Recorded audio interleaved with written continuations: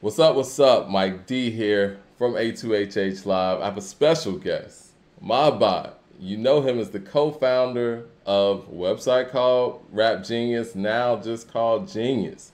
How are you doing today, Mahbod? I'm chilling, brother. Thank you so much for having me on here. Most definitely, and Way to and Atlanta. yeah, you know, are you out in LA or are you in New York right now? I'm in LA right now. And then Okay.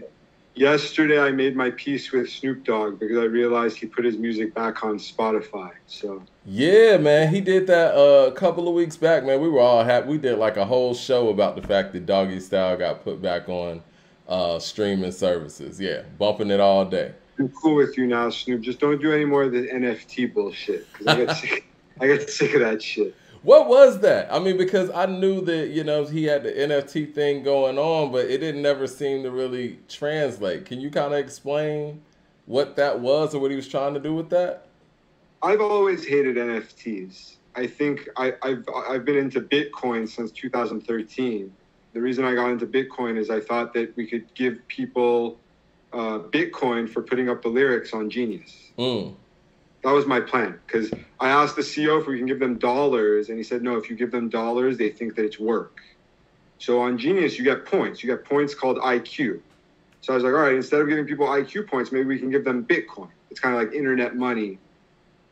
Then along came first came all the shit coins. Basically, shit coin means anything that's a cryptocurrency that's not Bitcoin. It rhymes with Bitcoin, so they call them shit coins. Right.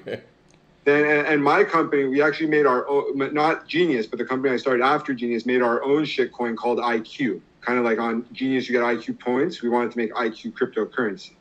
Mm. But then there were NFTs, which were the mother of all shit coins. It's basically like anyone can just make their own worthless coin and sell it to people who think that they're going to make a profit from reselling it.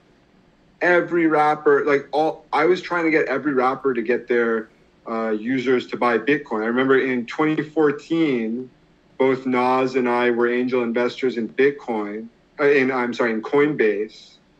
So I asked Nas, I was like, yo, on Twitter, can you tell your fans that they should buy Bitcoin, and if they buy Bitcoin, it can help Africa? And he was like, I don't even care what Bitcoin is. I don't give a shit about Bitcoin. And it's funny because right now, Nas made more money off of investing in Coinbase than he did from rapping. Mm. So I just wasn't getting a lot of love. I tried to get so many rappers on board. They just weren't feeling it. They didn't want to invest. They didn't really understand what it does. But everyone wanted their own NFT. So NFTs really, and then the NFTs that Snoop Dogg got connected with are Bored Apes, which are basically racist. It's weird. These guys made these racist caricature NFTs, and then they got Ben Horowitz, the same guy who invested in Genius, to invest. Then they brought all of these rappers on.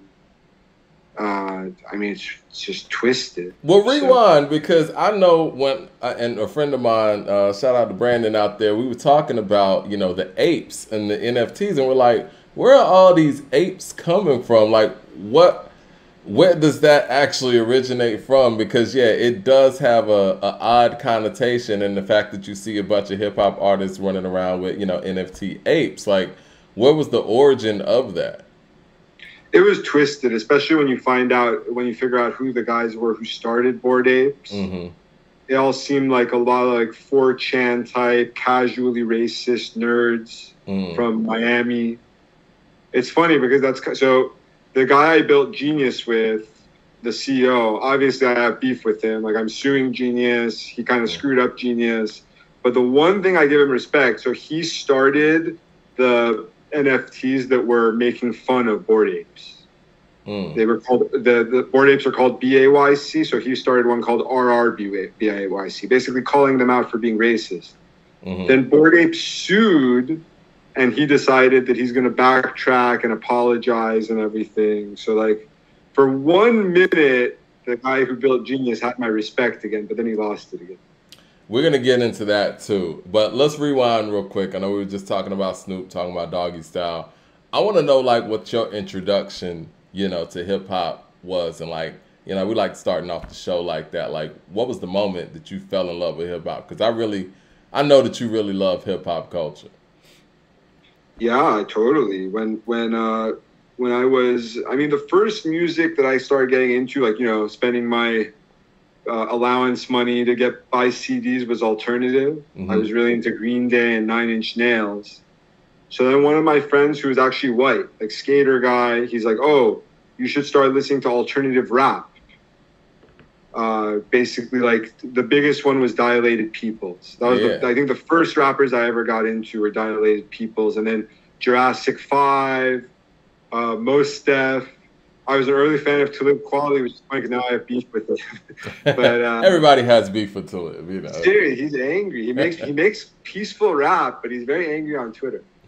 But then my Persian friends were, you know, back then I was still a nerd. Like, all I was doing was school and stuff. But then senior year of high school, my Persian friends started, like, taking me to clubs and stuff, and they were the ones who were, like, obsessed with Tupac and Biggie.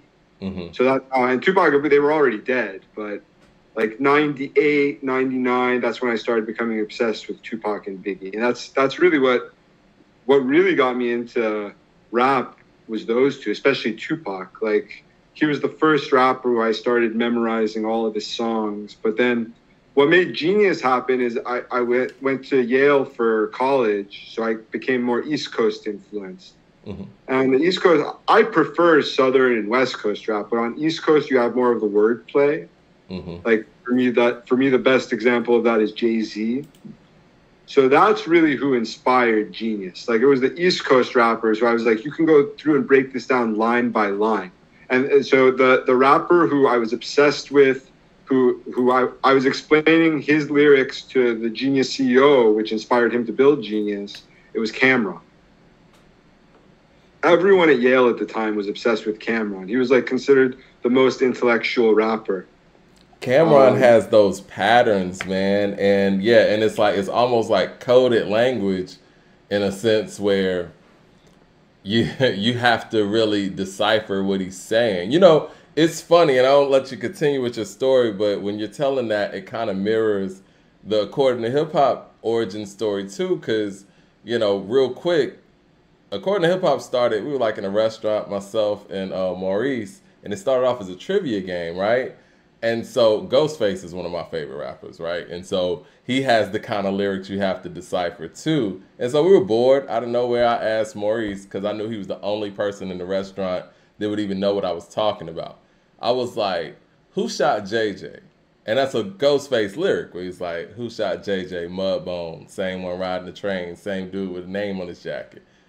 And it stumped him for a minute, and then he got it. And then we just kept coming with question after question. And it's funny how, you know, certain artists' lyrics can spawn these type of ideas. And it turned into one of the biggest websites in, you know, its generation with Genius. That's dope.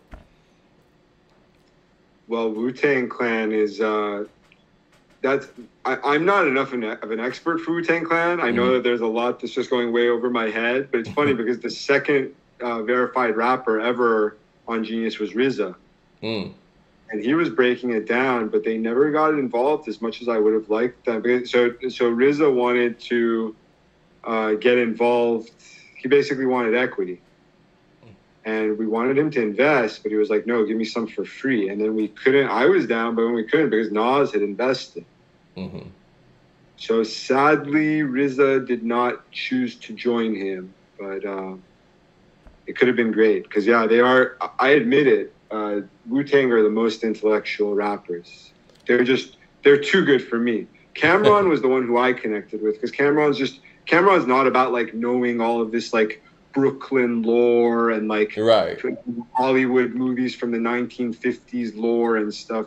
CamRon is more just, like, puns and wordplay. I guess you need to know some stuff about Harlem. Also, I mean, the one thing he talks about that's confusing is he's always talking about, like, his inner circles and stuff. Mm-hmm. But a lot of CamRon is just puns. It's basically a pun that an average person wouldn't get, but then you could explain it to them, and they'd be like, oh, shit, that's dope. That's basically what happened with the CEO of Genius. The CEO of Genius wasn't into rap at all. He was the kind of guy who listened to, like, the Postal Service and, like, you know, pop rock. But he wasn't. I didn't get into other rappers really. I only got him into CamRon.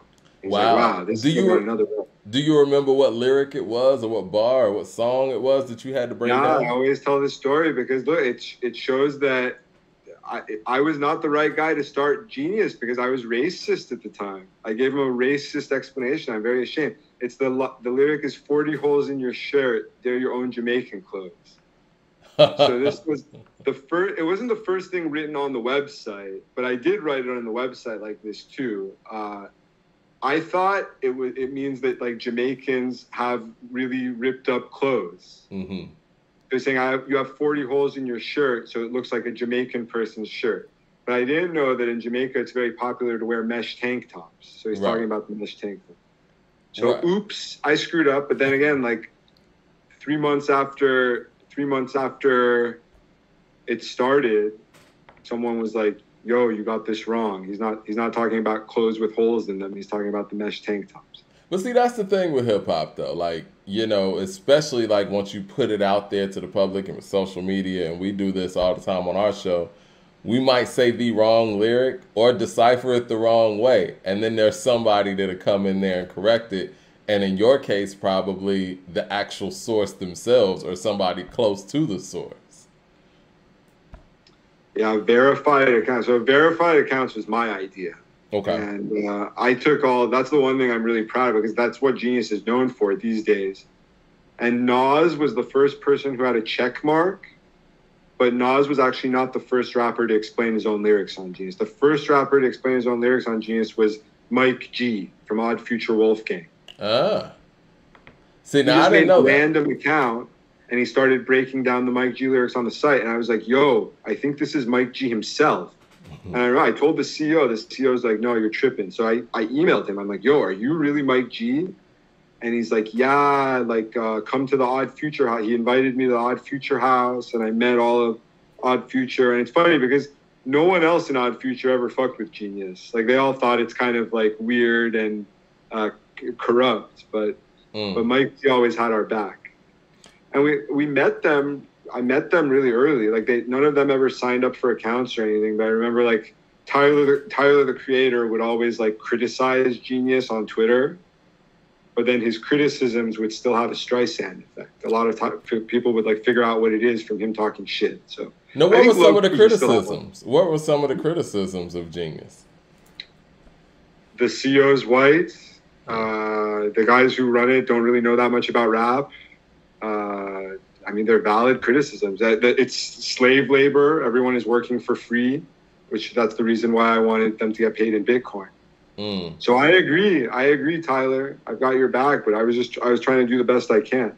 Well, I know at the time, and I do remember the first time that I think Nas posted something. I feel like this was around the Life is Good time. This is how far me and Mahbod go back. I think it was on Life is Good time because I think it was, what song was that? Anyway, Nas posted you guys' website and you crashed. You remember that? Of course, yeah. The song was Nas the Don. That's it, the Don, Nas the Don, Nas the Don, the Don, which probably no one else listens to, but I still listen to it. Yeah. So I remember when that happened and everything crashed, and I was like, oh yeah, they blowing up right now. You know what I'm saying? What was I gonna say though? I was it was piggybacking off of some of those criticisms. You were telling me some things offline about, I guess, the current status of, the leadership over at Genius, and you had some opinions on that. I mean, could you elaborate on some of that? It's getting worse and worse. I'm suing Genius right now. I'm trying to at least get like a drop of juice from this rock, squeezing the rock for some juice. But Genius basically became worthless. Google started stealing Genius's lyrics. Genius proved that Google's stealing our lyrics because we made the commas. We made the commas in the lyrics have a special code, so we could prove that they're stealing them from us. It was on the front page of the Wall Street Journal. I'm like, all right, we're going to destroy Google. And then later I found out Google had wanted to buy Genius for $750 million. So I would be a multi-millionaire right now. Instead I don't have shit. But the CEO, I guess he was like sniffing on the yayo. He turned down the 750. He decided to sue Google. And now so it's crazy because the Genius versus Google, so Google won the case, but we appealed, and then the Genius versus Google case is actually going to the Supreme Court. So that's going to be really crazy. But all of the lawsuits and stuff, and meanwhile, Google stole all our lyrics. So like Genius's traffic went down the toilet. It went from like the 100th biggest site to like the 1,000th biggest site. Not even close. Because Google kind of controls that traffic, out right? Of money, and they were forced to sell it to this guy who I was telling you about. His dad started the cartoon Inspector Gadget. So he uses daddy's money to buy hip-hop websites and destroy them. He destroyed World Star. He destroyed DatPiff. They straight up shut down DatPiff after he bought it. That happened a couple of weeks ago, right?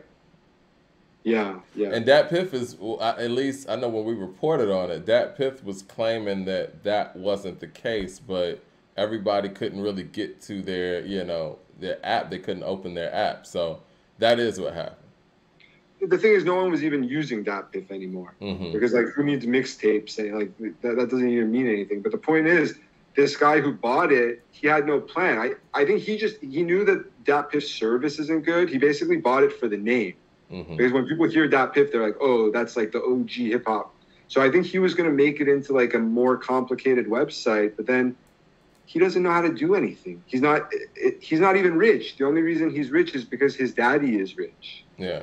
He just buys these things for the ego trip and destroys them. And then that's what he's doing at Genius. Like, Genius was already shitty under the old CEO who I started it with. I wrote an article saying that the CEO of Genius should be black and that he should step down. A lot of people got kind of pissed off about that. But then now he sold it to this guy who doesn't even care. At least the old CEO of Genius built Genius. Like, I have a lot of criticisms of him, but he straight up built Genius with his own two hands. And you don't see a lot of websites like that. Oh, so he was the programmer. He's a nerd. Yeah, that's the only good thing about him. Well, what I was gonna say too, because to piggyback on that, I know you were talking about, or I know Genius early on, it was about annotations, and it was outside of, just rap. That's why you guys changed from Rap Genius to Genius. What happened to those initiatives to actually, break down legal documents and expand that annotation, just universe? It basically all got shut down when I left.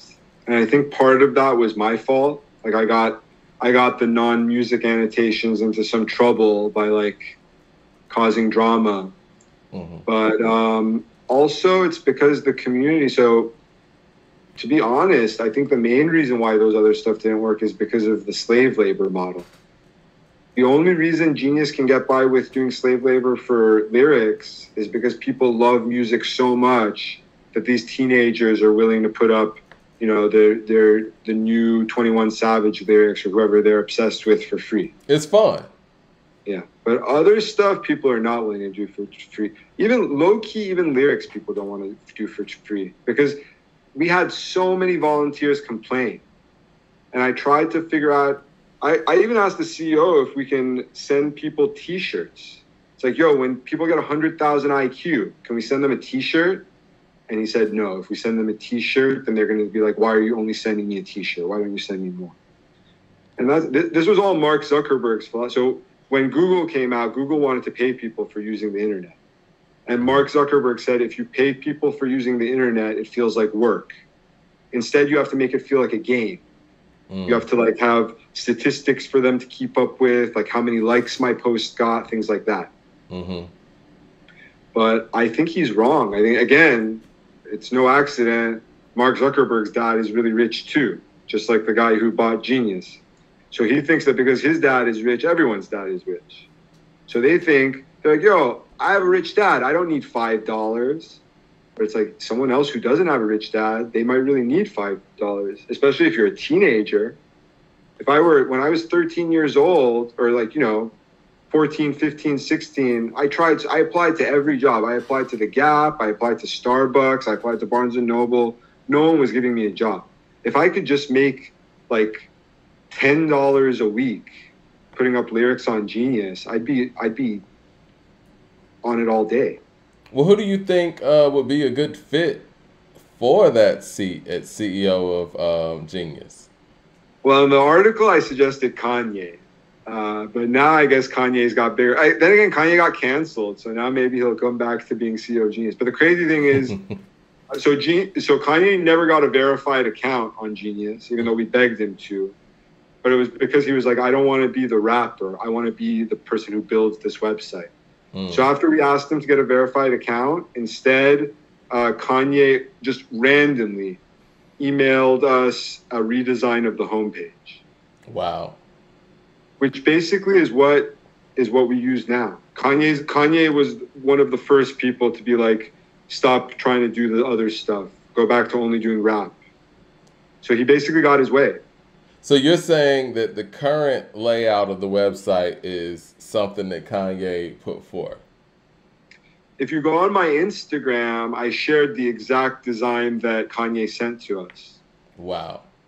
And you know, people get on me all the time on this show because Coop and I, we do A2HH Live like every Wednesday and Friday, and we interact with the fans. And I'm always, even with all of the stuff going on with Ye, I'm always the person that seems like I'm caping for Kanye. He's a creative genius. Like, he sets the foundation. I actually had to get in the back and forth with another podcaster about the fact that I feel like in the 2000s, as great as Jay-Z is, Kanye really rode him to success in the 2000s. If you look at Jay's big moments in the 2000s and beyond, Kanye's involved. And for you to even say that part of it, it's like, this dude is an architect, man. It's incredible. Yeah, I think that's a perfect pick, by the way, you know. Kanye's all over the place. I get into trouble because I'm not his biggest fan as a rapper. Mm-hmm. One time I made a top 50 rappers list and I put Kanye as 49. Low-key, I didn't even want to put him as 49, but I was like, well, I got to put him on the list. And then people got so mad. They're like, how is Kanye number 49? I'm like, oh, he's not a rapper. He's just a genius. He's his own thing. He's Kanye, you know? Right. I mean, he's the full package. Like, he's a creative, you know what I mean? But see, on a producer's list, because a lot of people feel like that. And we've had that discussion on the show, too. A lot of people feel like it's tough to put Kanye at the top of a rapper's list because bar for bar, you know, you might not think that he could, you know, stick with the people who are, you know, the Tupac Bigs, Jay-Z's, Rakims of the world. But when you look at his overall package, you look at his overall album-to-album, production value, he kind of stands alone. But he's definitely a top 5 producer at least, right? He's just Kanye. Kanye is like no one else. I mean, one thing I really like about Kanye is that he's a troll and that he gets canceled. So, well, I mean, some of the things that you say you were getting in, you know, trouble for, or got, you know, the company in trouble for, in my personal opinion, those were some of the things that got Rap Genius popping early. And, you know, you and I linked because you were the one out there, you know what I'm saying, stirring up shit. Very Kanye West-like in that way, too. Like, people can say whatever they want about Ye, but the fact that he stirs up shit makes you pay attention to the greatness. And, I mean, again, you kind of got to take the quote-unquote good with the bad, but, yeah, I don't know if Rap Genius would have gotten to the point that it got to if you weren't, you know, shaking up shit during that time period. God bless you, brother. Yeah, it's a lot of fun. It kind of sucks that I didn't get shit for doing it, but one thing that puts a smile on my face, literally every little kid I ever meet, they all know Genius. It's insane. A lot of people my age might not know it, but everyone younger knows it. And I'm someone who thinks that I respect the youth more than the elderly. So, I mean, the youth of the future. I mean, and speaking of the future, like, where do you see, you know, because we're talking about monetization and, you know, some of the, I guess, roadblocks that you guys hit with the slave labor, quote unquote.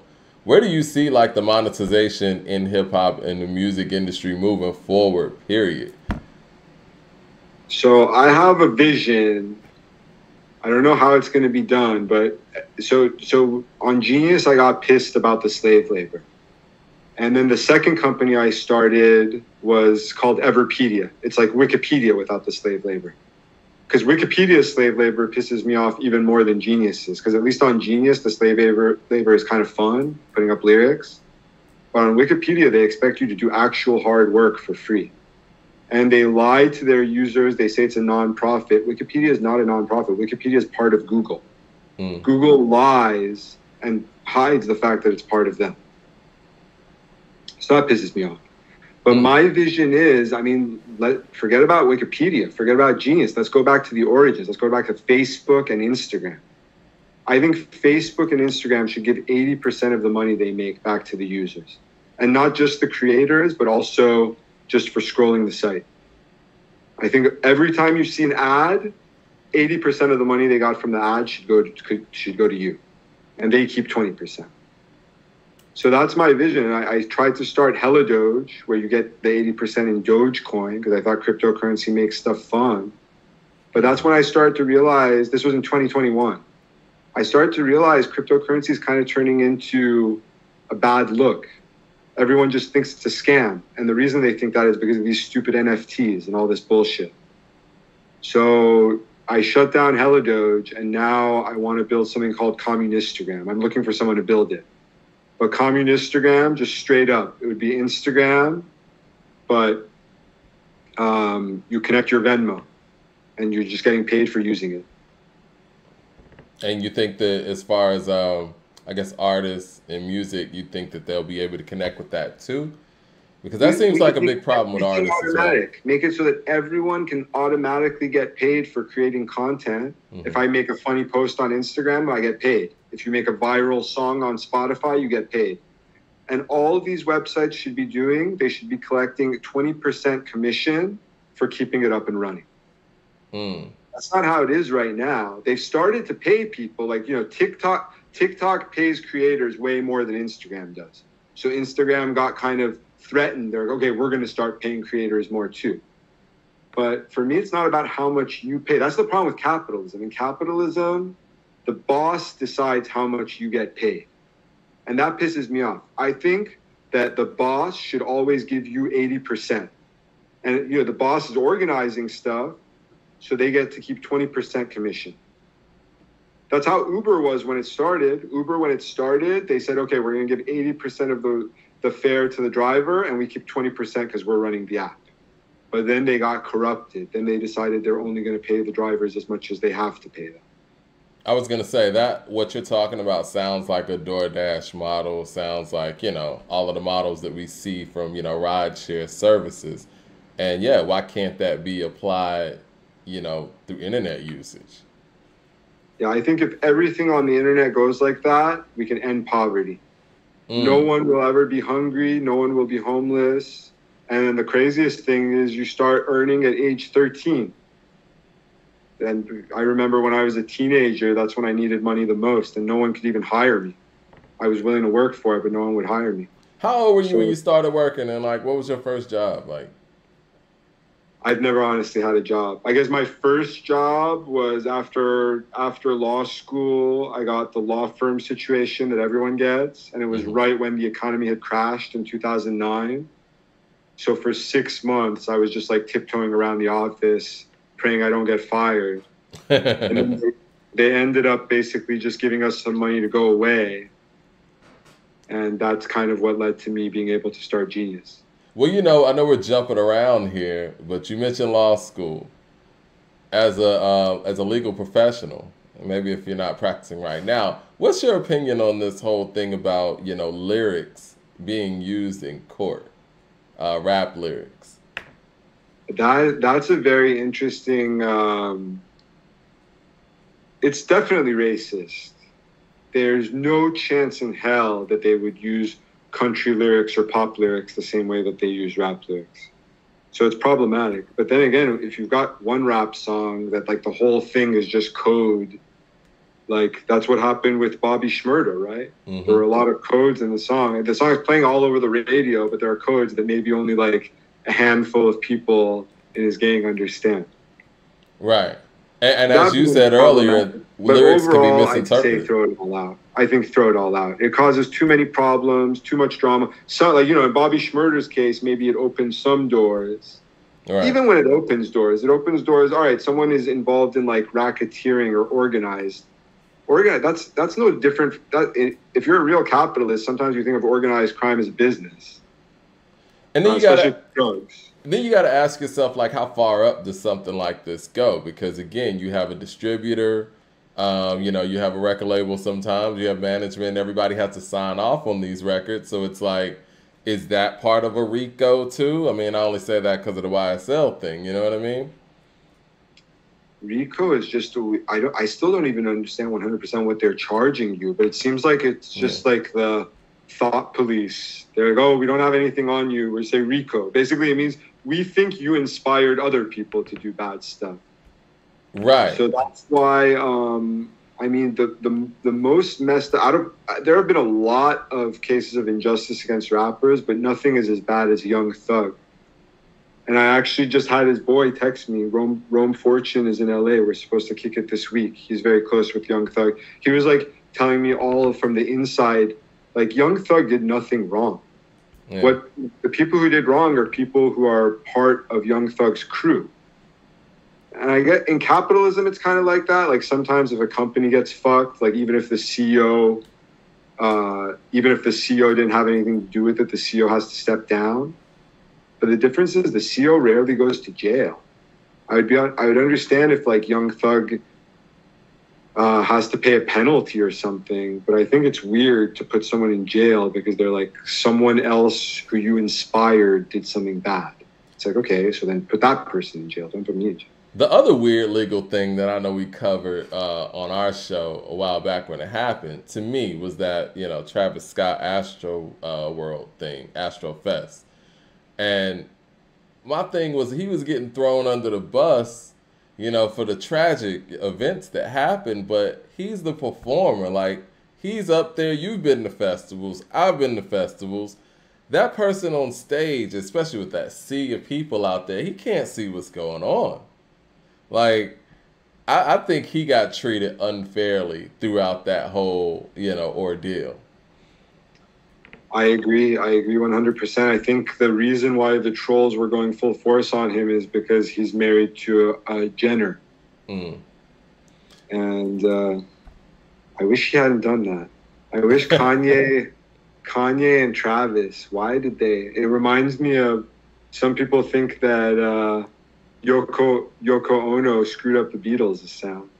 Yeah. You know what? That's a very good correlation. I was actually going to bring that around to, you know, the metaverse performances and stuff. Like, do you think that, you know, what happened at Astro World Fest opens up the door for people to accept, you know, I guess virtual performances? Like, they had a Biggie metaverse performance on Facebook. Like, what are your thoughts on, you know, I guess hip hop performances and possibly festivals moving in that direction with technology? During quarantine, I wanted to start a company. I wanted to start the online concert company. And I even got Bass God to agree to be a co-founder. So that was my chance to start a company with Bass God. But the guy who was supposed to build it never built it. Then Genius built something called Genius Live, which was basically what I wanted to build. And then no one uses Genius Live. All of these were a flop. No one wants to pay $20 to sit at their computer. So I don't think it would have gone anywhere. Although it was a cool idea. Like during quarantine, I was like, yeah, this is what we got to do. We need to make online concerts fun. And Genius Live is not the worst product. Genius Live kind of makes it into a game. No one is. You probably haven't even heard of it. But if you Google search Genius Live, like it's $10 to watch the concert. It's $50 to ask a question from the rapper after the concert. You know, they have just like little tiers. Like you can buy virtual merchandise at the concert and stuff. But no one's really into it. Maybe, speaking of Travis Scott, I think the only interesting online concert was when Travis Scott did a concert in Fortnite. Yeah. And that's why it's interesting, because that happened right before the Astrofest thing. That's why I thought it was interesting that happened directly after. It's like, do they want, you know, Travis to be pushed back into the virtual space? Because I'm sure if I was him, after experiencing something like that, I'm like, man, I'm about to do some Fortnite concerts, man. Like, you know what I mean? Once you open up that window, Yeah, Travis is the man. I've never met him, but I have tremendous respect. I hope he gets a divorce. I was at probably like my 15 minutes of fame was I was at Kanye and Kim's engagement party.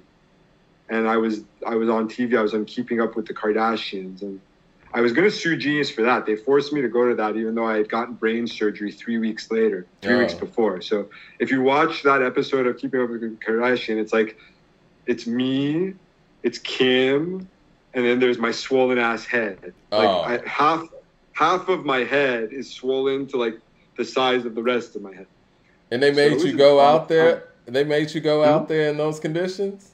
In San Francisco, yeah, they made me get on a plane. I remember Ben Horowitz. We went to Kanye's concert, and Ben Horowitz was drunk. He kept on like slapping my head to the beat. God. I'm like, bro, I was going to sue them for that, but for some reason back then I still didn't have the courage to sue. I got a lawyer who was down to sue them for working me too hard right after my brain surgery. But then I said, no, I don't want to do it. But I regret it. I should have sued them so I could have gotten some money.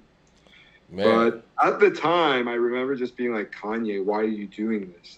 The guy that made me most depressed was Jonathan Chabon, who's like Kim's weird friend. And he kept screaming. He's like, you guys, you're making Kanye uncomfortable. And I was like, wow, like, how am I watching the greatest rapper be surrounded by all of these like, you know, like trailer park people? Also, I hated Yeezus. I remember, you know, my brain, my swollen head pounding. They kept making me listen to Yeezus, like so dark and dissonant. I was like, what the fuck is this? I still hate Yeezus. Like Yeezus is interesting, man. Yeah, I mean, Yeezus is a weird album in a sense where I'm with you. I never really got into it, but the people who love it love that album. Like people will sit there and tell you it's a classic. Yeezus is the Bible, and it's like, what the fuck? But I guess it's because it's unusual. So shouts out to Kanye. I mean, that's the thing. If you're a fan of early Kanye, it becomes really hard to become a fan of late Kanye's music. But then that's the same as Picasso. Picasso kept completely changing his artistic style because people told him, if you do this, you're going to fail. They said, like, an artist can only be successful if they have one style. So Picasso was like, okay, then fuck you. I'm going to have 5 different styles. And what people got to understand about Kanye as well, never met him, but, you know, been a fan since, you know, he came through at College Dropout. I mean, even before then, just as a producer. He does everything that people told him that he couldn't do because he believes in it. And if he were to listen to people, he wouldn't even be a rapper right now. He would just be a producer that may have fizzled out. So once that worked, and I'm sure other things too, he's like, fuck what people say and think. I'm going to do what I believe. You invite him on the According to Hip Hop podcast. She's doing Alex Jones. Come on, yeah. I would love to interview Ye, man. Ye, I think Ye is a very interesting individual. He says what he feels, whether you agree with it or not. And it's interesting that you gravitate to him and Tupac because I feel, and I know I always get brutally beaten for this, I feel like he is the closest thing that mainstream hip-hop and probably mainstream music has to Tupac as far as being vocal and being honest, whether you agree with him or not, you know? That's a very interesting interpretation. I don't know. I mean, the difference is Kanye I still think of as human. I think of someone who he's irascible, he's lovable, like, you know, you can't ignore him. But Tupac I think of more of as a god. Yeah, Pac was different. I mean, I know you're originally from the West Coast, right? I'm from LA, and there's no other rapper that even comes close to Tupac for me. A distant second is Biggie. But I still don't think you can compare Biggie and Tupac. Also, because Tupac, well, so this is one thing that Kanye and Tupac have in common is that they're multifaceted. One thing a lot of people don't know, Tupac made way more money from Hollywood than he made from music. Yep. That's why when Biggie died, he was worth like $10 million. When Tupac died, he was worth $100 million. And all of that, it's because Tupac had made all of his money from Hollywood. Yep. And Kanye, fashion, right? And yeah, what's another similarity? I mean, even with their parents or their mothers be Black Panthers and being involved with that party, like they're very rounded in as far as their experience goes, and the way that they execute it, you know, through their music. I know back in the day they would kind of knock Pac for making like a "How Do You Want It" and then making a "Keep Your Head Up." They would say it's hypocritical, but looking back on it, it's like, nah, he's just a balanced human being. And a lot of rappers don't do that. You're either in a certain lane and you run with that lane, or you know, you just go the other way. Like the conscious rappers was making conscious stuff. The party rappers was making party stuff. Pac was doing all of it. It's true. It's true. And that, yeah, I never thought about it. There are uncanny similarities to Kanye and Pac. Because Kanye can do the same thing. Like Kanye can make a heartfelt record, and he can also make a "Can't Tell Me Nothing." He can make a banger. He can jump on "I Don't Like." The difference is, though, I worship Tupac, whereas I don't, like, how can you worship Kanye West? That's the whole point of Kanye, is that you don't worship him. Like, Right. How can you worship a guy who goes on Instagram and says, "Oh, I just watched Jonah Hill's movie. It made me love Jewish people." Right. He's just not, just like, I wouldn't want anyone to worship me. I think Kanye is more like me than like Tupac, because he's a troll. Tupac's not a troll. Tupac was never trying to make people laugh. No, you're Tupac right. was trying to make the fucking hairs on your arms stand on their ends. You're right. Like, Kanye is more chill. I think he's in some ways he's actually very relaxed. I think he's very conscious of the fact that a lot, like his Instagram post, I think he was just putting that up for laughs. I think he tries to do things to make, you know, he knows what is going to hit a nerve. And I think he tries to continuously hit that nerve. But yeah, you're right. I mean, with all of that being said, who would you say are your top 5 MCs then? I mean, I know you got Tupac at number 1. The people who have played big roles in my life, can I put 6? Yeah, go ahead. There's basically 6 rappers when I think of like, why am I into rap? So Tupac's the most important. He's basically like, he's a god to me. I think that he never did anything bad. I'm always pointing out to people, he's one of the only major rappers with 0 misogynistic lyrics. So ahead of his time, just amazing. By far the best. Then Biggie, second best, just because of so much talent. But then it's held back by the fact that he's not healthy. Then my 2 personal favorites, CamRon. I mean, CamRon, I think in some ways the smartest rapper, and he kind of played a big role in my life. And my personal favorite living rapper is Gucci Mane. I've gotten to hang with him a lot of times. He's like the most amazing. And then, you know, Atlanta is really where hip hop is all from. So really Gucci Mane should be number 1 in that list, because I think he's the best Atlanta rapper. He's put a lot of people on too, and you know, he has a catalog of like 100 albums. I'm waiting for it to stop being hot. I remember when he got out of jail, I'm like, all right, he's not going to make any more good albums. And then the Everpedia team, they were nonstop bumping East Atlanta Santa in the office. It was like amazing. So, do you have the Gucci Mane story? I have to mention Nas was the investor in my company, so obviously shouts out to Nas. But then the reason why I asked for number 6, I can't say Nas and not say Jay-Z. Yeah. Well, both of those guys have put together a great catalog of music. Nas is, Nas had a lot to do indirectly. Well, I don't want to say indirectly, but, you know, with a lot of our growth, because this run that him and Hit Boy are on with the KD series and Magic, a lot of our followers on YouTube specifically have gravitated to the channel because, you know, of the great work that they're putting out. I mean, Hit Boy even pulled up and did an interview with us a couple of weeks back. And shout out to Hit Boy. They're doing great work over there. Do you have a Gucci Mane story, though? It sounds like, you know, you have fond memories of Gucci Mane and his work ethic. Gucci Mane never really got involved with Genius. He got a verified account but didn't use it much. But one time I got to meet him and we talked at great length about Genius. It was cool because like I got to meet my favorite rapper. The funny thing is when I met him, we didn't have internet. So he explained a bunch of his lyrics to me. Mm. And then I went back home and I put them on Genius with using Gucci Mane's account. I had like God mode, so I was able to sign into Gucci Mane's account. So I just, word for word, I wrote the explanations he told me to Genius. Oh, that's dope. But then the staff of Genius got mad at me. The staff of Genius was like, no, you're not allowed to just put up what Gucci Mane told you and say that Gucci Mane said it. If Gucci Mane wants to write these, he has to come and type it in his own account himself. Really? But he gave you the clearance to do it, right?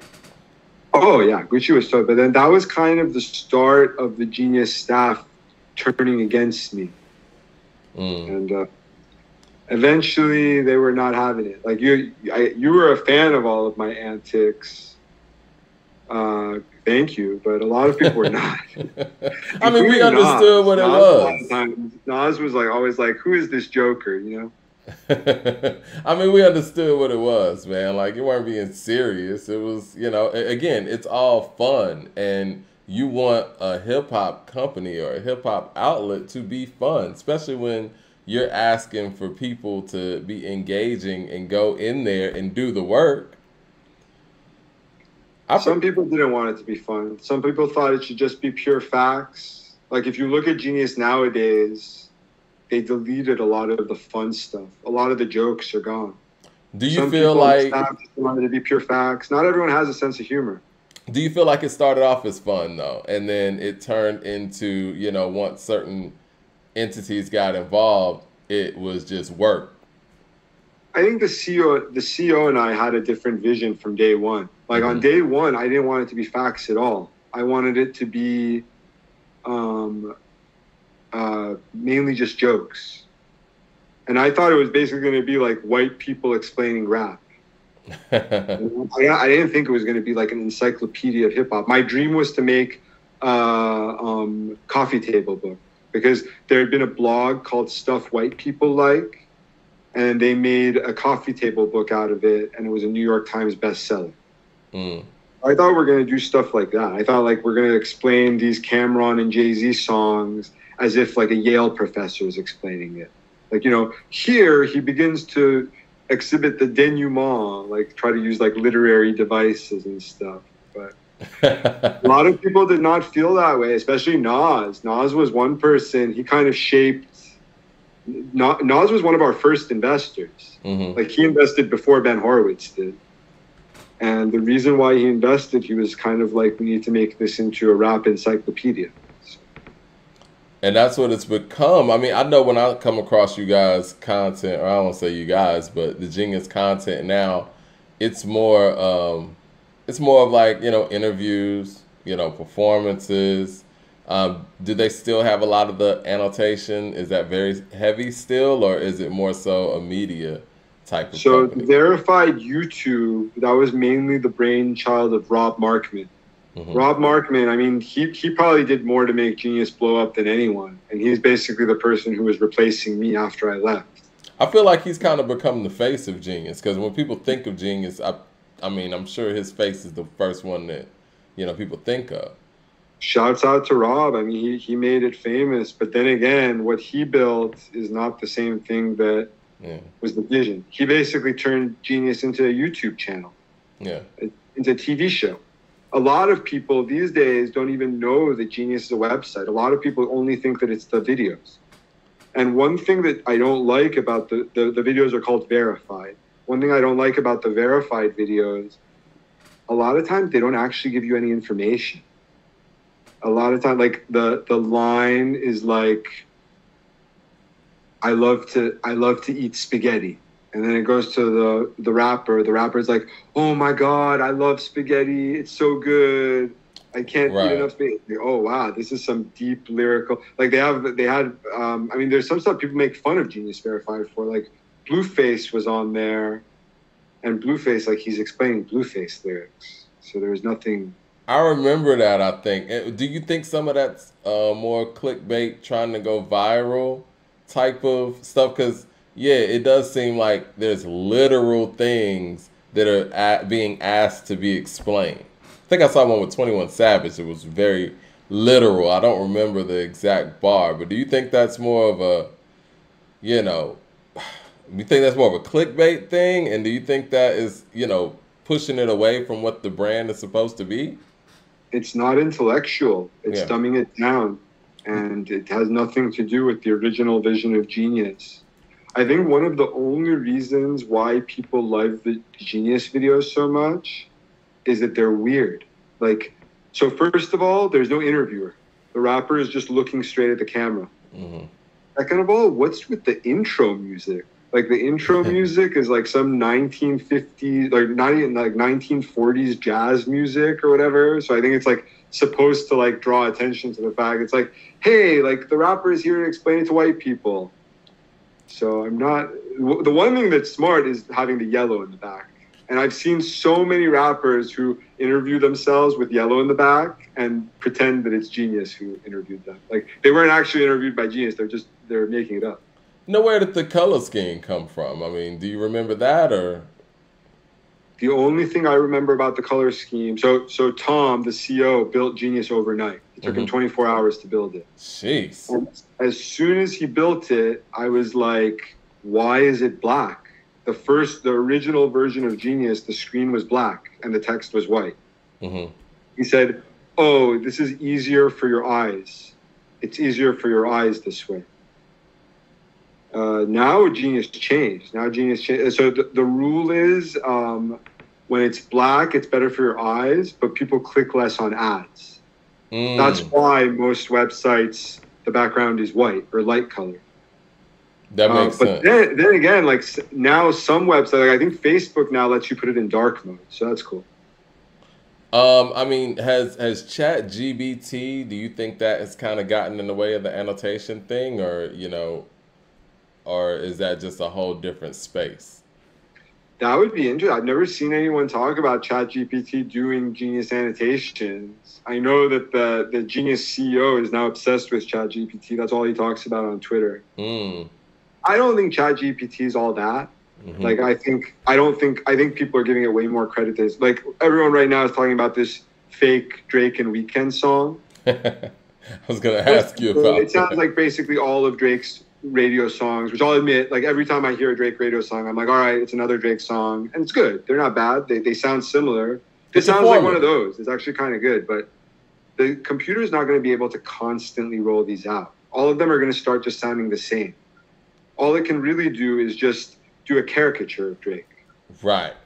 That's literally all it's doing. It's a large language model. So it's just basically combining all of Drake's language in his songs and try to put it into one. Exactly. And, the one thing about AI and everybody being, bent out of shape about it, AI can't really do the human level of rhythm and rhythmic patterns and things like that. I mean, what's your thought on, I guess, do you think this is just something that's going to come and go? This whole story about everybody tripping about AI and. I think it's a nothing burger. Microsoft basically bought them for $60 billion. Mm-hmm. If you told me I could invest in it at $1 billion valuation, I'd say no. What do you think is the future for hip hop? And maybe you might not want to say it right here in front of everybody. I'd love to say it's Instagram. Okay. So Steve Stout, who was on Genius's board, he said he's going to build like a new like high-tech record label. But I don't know what happened. I think Apple bought it, and then Apple just shut it down or whatever. Yeah, I know what you're talking about. What was the name of that company? When he did that, I said Steve Stout should call it Genius Records. And basically what that would be, I think the whole music industry is evil. I hate the labels. I hate the publishers. Low-key, I even hate the managers. Because some of the managers, they really have their artists back. But other times, I feel like the managers are just, they trick the artists. I had an interview with Kwame back a few years back, and he gave me a perspective as an artist, as somebody who's been in here forever. He gave me a perspective I never thought of. We were talking about entertainment attorneys. And he was like, the entertainment attorneys pretty much work for the labels because you're just one act. They want to be in good with the label so they can continue to have clients. So it's like, how does the artist find, like you said, management or, entertainment attorneys that they can actually trust when their career is basically in the balance of working with the big companies because they're always going to have to deal with the big companies. Exactly. The same thing happened to Genius. When Genius started getting into all of the lyrics drama, we hired this guy, Grubman, Alan Grubman. He's like the godfather of music industry law. And then we found out the guy who we're paying is not representing us. He's representing the big boys. Mm. That sucked. Yeah, I'm supposed to kick it with Rome Fortune. He's in LA right now. And he's you should have him on your show. He was in 2015, right when I left Genius, he was at the top. He was getting all of the Genius lyric stuff. And then we've been talking about how he had record contracts that he turned down. And then a lot of the music big guys kind of got mad at him for not wanting to play their game. But it's because he's not like that. You know, like another example of a rapper like that is Currency. Mm-hmm. Currency's always bragging. He's like, if I had taken a label, I could have been bigger than Jay-Z.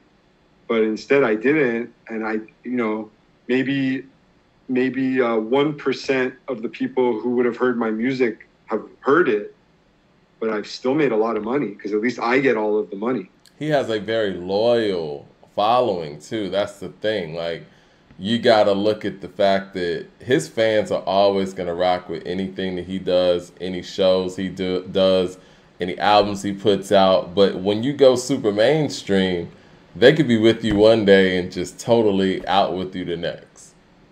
And yeah, his career has been incredible, I think.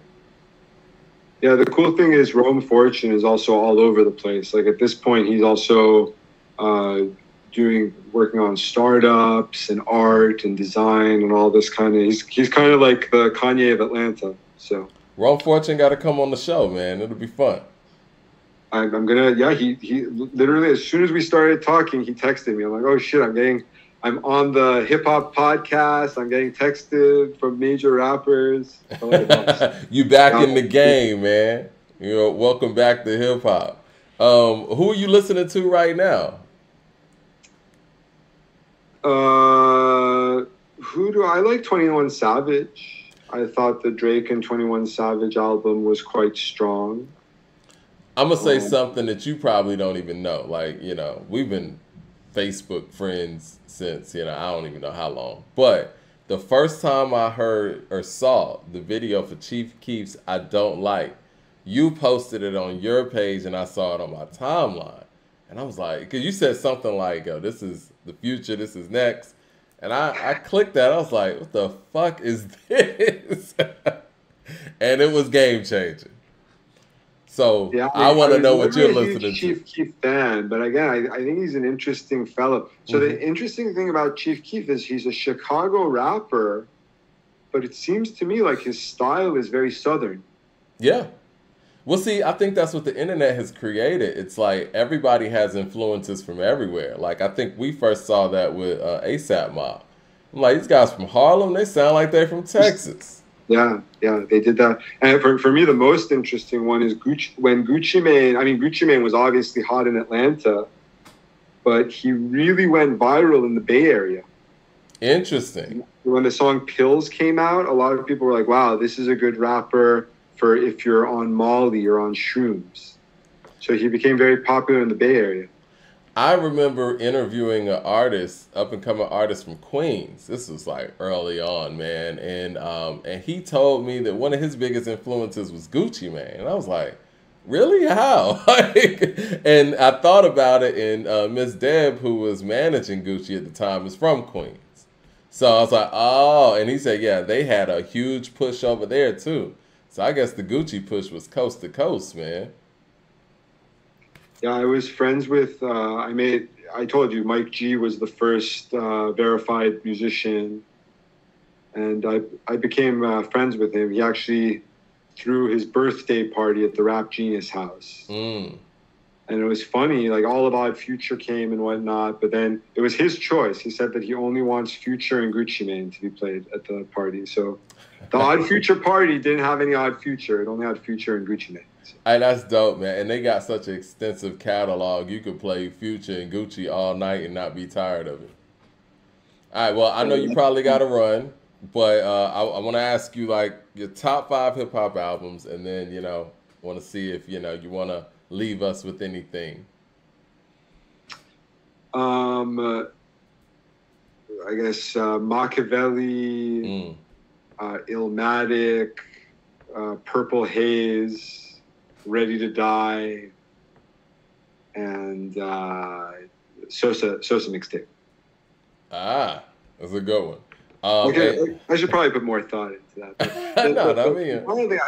I was struggling when you said what kind of rap. Like, I think rap in general has evolved. Like, the people who I listen to these days, I don't even know if you can call it rap. Like, in some ways, I feel like is Frank Ocean a rapper? Like, you know, I feel like he started out as one and kind of turned into more of a vocalist, or I guess as they would call it, melodic rap. Because, I mean, they even got a whole category at the Grammys now, best melodic hip-hop song or whatever. So I think there's a lot of blurred lines there. I have that same confusion with, like, Roddy Ricch. I'm like, is he a rapper? Yeah, it's getting blurred, especially with a lot of the more auto-tune sound rapping, which to some extent Future inspired, but it's always been going back. Like, a lot of people say Kid Cudi started all of this, but if you go back even further, like, what about Bone Thugs? Bone Thugs were singing and rapping. What about Nate Dogg? Yeah, who was one of my favorites growing up. Nate Dogg had the hook game on lock, but as far as Bone, man, we ain't heard nothing like that, where it was like guys were literally harmonizing, flowing, and rapping. That was kind of the first time I ever remember, like, artists or rappers, like, doing, like, compounding their voice. You know what I'm saying? Where it was like you could hear another layer under their vocals. What is it? Overdubs, yeah. And Bone did that a lot, and I was like, I'd never heard anything like that as a kid. I was like, yeah, these guys are different. The last time I talked to Crazy Bone, I was actually on his podcast, and he was talking to me about their negotiation of selling all their music. You know how all of the musicians are selling all their music? Like, Lil Wayne sold his for, I think, $150. Future just sold his for $80, I believe. I just read that Manny Fresh sold his as well. What do you think all that's about? I think it's good. I think it's a good idea to just take the money and run, and whatever. Let the investment bank try to squeeze as much out of their music as they can. They're just trying to keep it alive. Right. Hopefully they're not going to hate with your artistry. So yeah, Crazy Bone was telling Bone Thugs got offered a lot. I want to say like $200 million. Oh wow. Obviously they have to split it, but still. Oh no, that's great. I mean, I don't know if he took it, but I was like, yeah. Crazy Bone was actually one of my favorite rappers growing up. It was Method Man, Crazy Bone. I think it was Andre from Outkast. Those are like some of my favorites growing up. But yeah. Well, when I was on Crazy Bone's show, I told him that my favorite Bone Thugs was Busy Bone. I think we got too happy about that because, you know, Busy Bone's the renegade. He is. But again, Busy Bone's very Tupac, Kanye, Mahbod like. Busy Bone's crazy. You know, yeah, I mean, Crazy's been such a good friend to me. He even had me on his podcast, but I've always wanted to meet Busy Bone. I just think that because he raps the fastest too. So yeah, I think a lot of that's like his pitch. He sounds the most different from everybody, but Crazy's flow and his flow is flawless. Like, he has a beautiful flow. Lazy and Crazy started it. The other people, like, so Busy was an add-on. Everyone else was an add-on. Okay. And I from what I understand, Crazy and Wish were friends, right? And Lazy and Flesh are brothers. Oh, okay. All right. That I didn't know. Yeah, something like that. But yeah, I mean, I didn't know that. I always felt like, without them even saying it, it always felt like Lazy was kind of the de facto leader or something. Yeah. But that makes sense that he started it. Yeah, he did start it. But Crazy Bone is very religious. That's one. I don't think the other people in Bone Thugs were religious. But yeah, like Busy Bone was. I mean, now you're telling me that everyone else was connected except for Busy. He was basically the outsider. And they're like, okay, we need you in our group because you rap so fast. Right. And it's like, the reason why you rap so fast is because you're crazy. I think Lazy knew Busy, I believe. You know, it's been a long time since I've done my Bone knowledge, but yeah, I believe that's what it was. But all right, before we get out of here, what do you have coming up, or what's something that you want to leave the people with? Today I'm paying my taxes, but I'm trying to survive. Like I'm surviving right now because of I invest in cryptocurrency and stuff. I'm okay, but I would love to have a job. If anyone wants to hire me, hit me up. If anyone knows how to code and they want to build communist Instagram, take down Facebook, end poverty, hit me up. But yeah, basically I'm just chilling. I'm trying to plot and scheme my next move, but my dream is I want to see poverty end in my lifetime. I think with the internet has given us the power to make it so that no one has to be homeless or hungry. So we need to make that happen. There was a guy who really wanted that to happen named Jesus. I think Kanye and Crazy Bone and a lot of these rappers are big fans of his. So let's bring his vision to life. Most definitely. That's a great way to end off. Appreciate you coming through.